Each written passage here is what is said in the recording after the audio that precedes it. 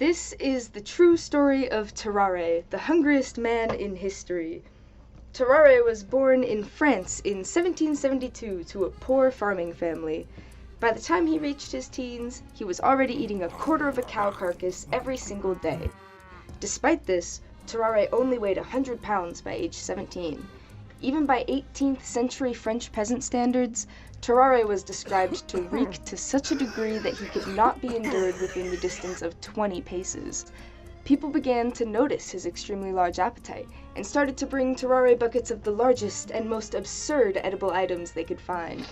They watched in delight as Terare devoured raw carcasses and rotten meats without the slightest hesitation or issue. Terare survived as a street performer for quite some time, until one day he decided to enlist in the French military. Terare's appetite was much too large to be accommodated for, and he was sent to a military hospital in Soultz-au-Rhin. Here, Terare would reach the absolute capacity of human ability. First, he ate an entire raw eel.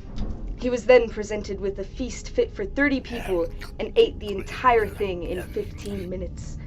Terare would often seek out patients undergoing bloodletting in order to take their life juices for himself. On multiple occasions, Terare was caught attempting to eat bodies out of the morgue. Finally, on one gloomy morning, the hospital staff awoke to find a 14-month-old child had gone missing from their room. Terare had finally pushed it too far. He had eaten a whole human child. He was promptly kicked out of the hospital and spent 4 years wandering the streets, eating trash and fighting stray dogs. He returned to the hospital after these years with severe tuberculosis and died shortly after. This has been the horrifying and somehow true story of Terare.